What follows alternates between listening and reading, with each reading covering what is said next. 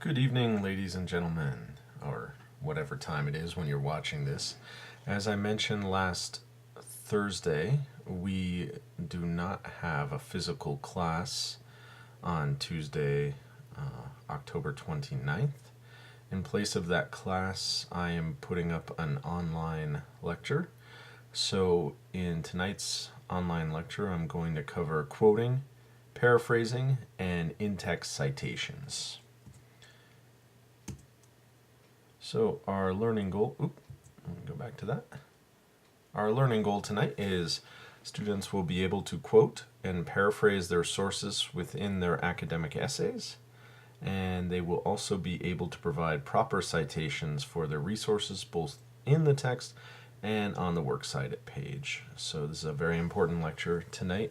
Hopefully I know some of you hadn't completed your web resource assignment, your web reading assignment.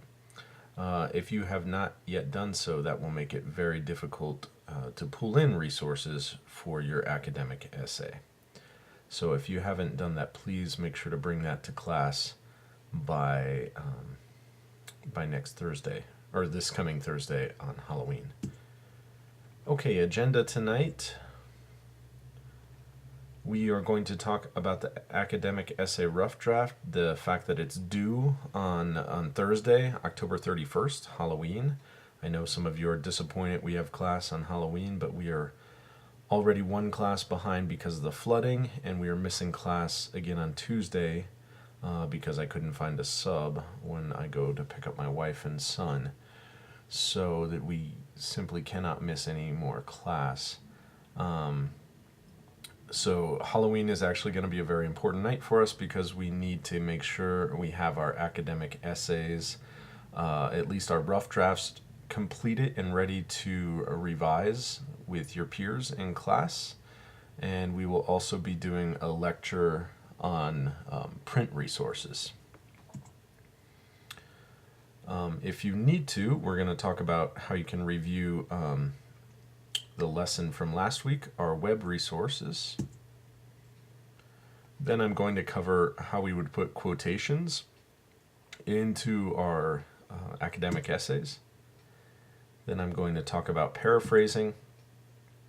And then I'm going to talk about claim data warrant and using your quotations and paraphrasing properly and not overusing them.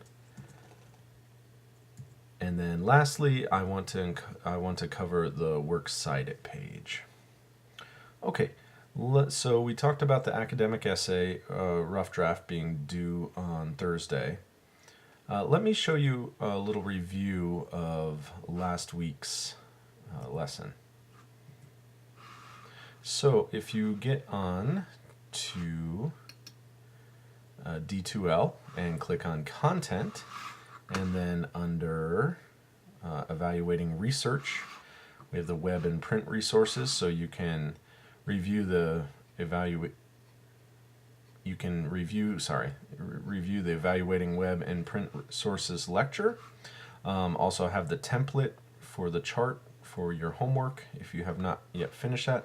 I also just put up an example. This is my chart, and I wanted to show you something kind of neat, and that's I actually just updated my computer, I updated my Mac, and when I did so, I kind of lost the ability to use my old version of Word.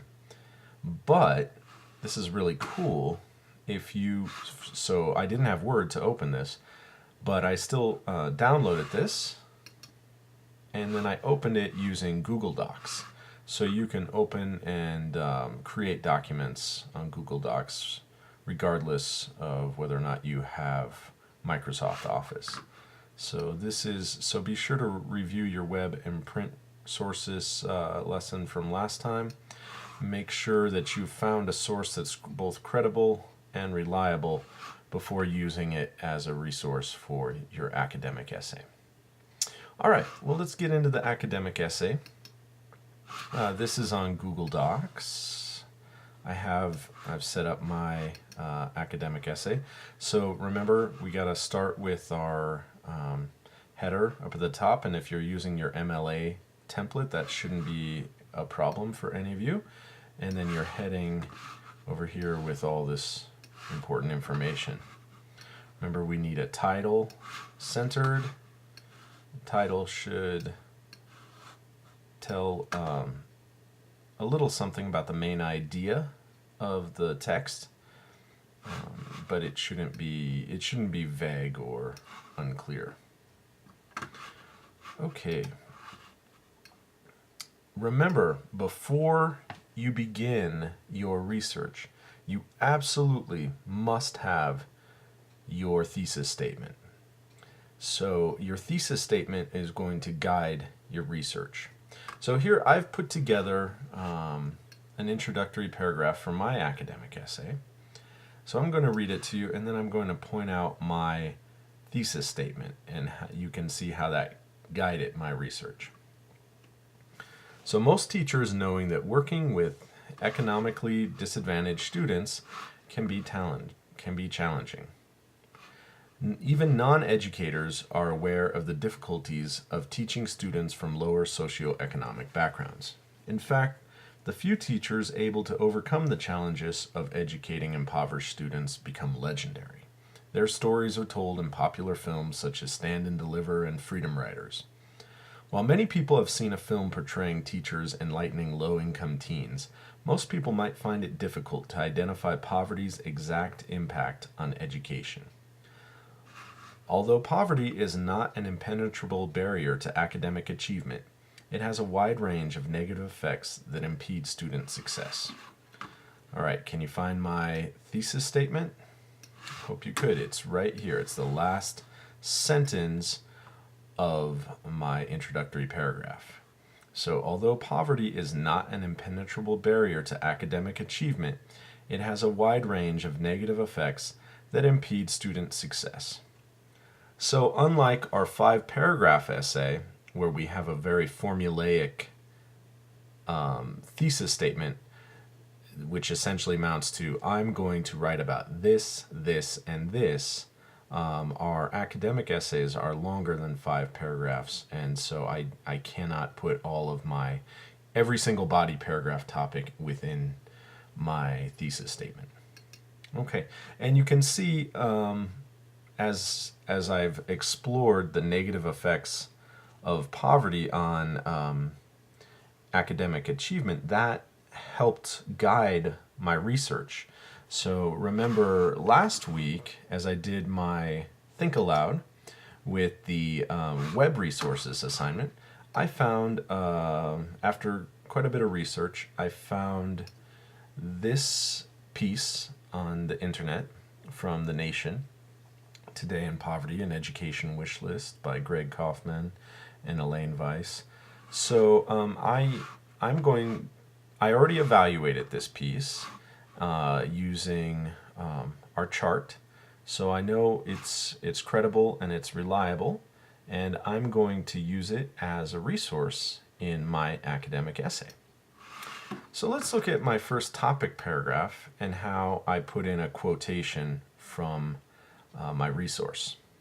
So I just started my first topic paragraph, my first body paragraph. It reads, "In order for any student to succeed in class, he or she must be able to focus. The ability to focus is a skill that many students from poverty have not developed. Kaufman and Weiss state, children who lack stable homes are more anxious and less focused than their peers who have adequate housing." thenation.com. Okay, so here you can see I have put a quotation into my writing. So I have the names of the authors here, and with your resources, it might just be one author. It might be 2.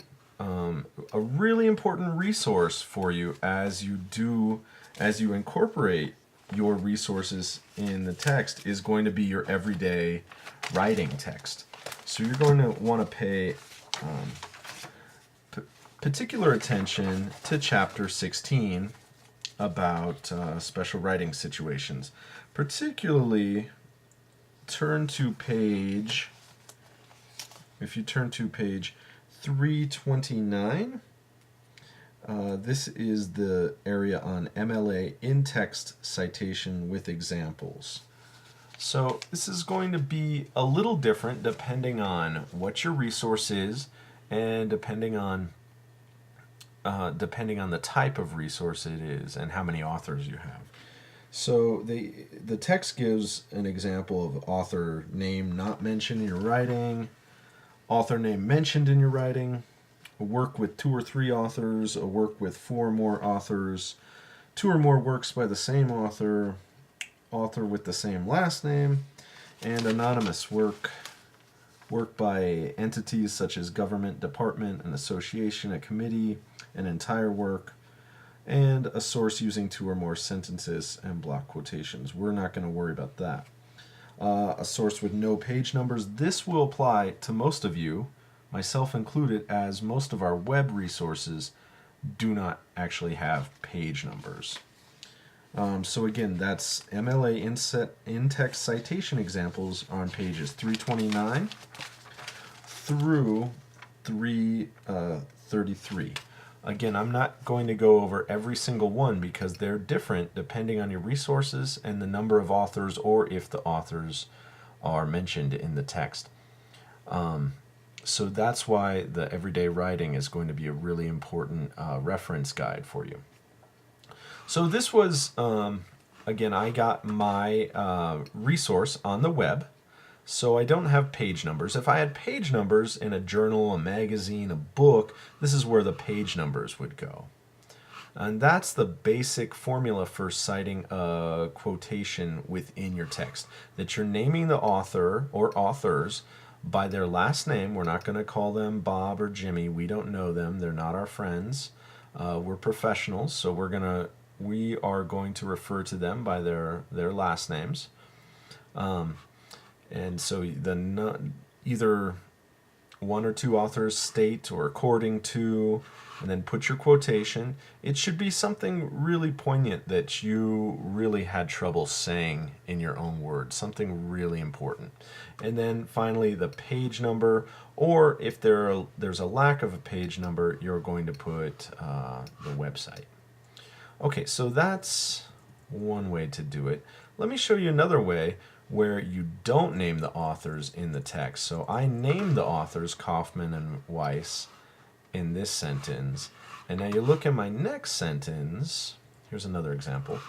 In order for any student to succeed in class, he or she must be able to focus. The ability to focus is a skill that many students from poverty have not developed. In fact, children who lack stable homes are more anxious and less focused than their peers who have adequate housing. Kaufman and Weiss. So here, I left the authors' names out of my sentence, and I just put them in at the end. Again, if we had page numbers, we would include those page numbers after the author or author's name. After the quotation, put your quotation mark, parentheses, the author or author's names, and then the page number if available, then your next parentheses, and then the period. The period goes on the outside of the parentheses. It doesn't go here at the end of the sentence, but rather at the end of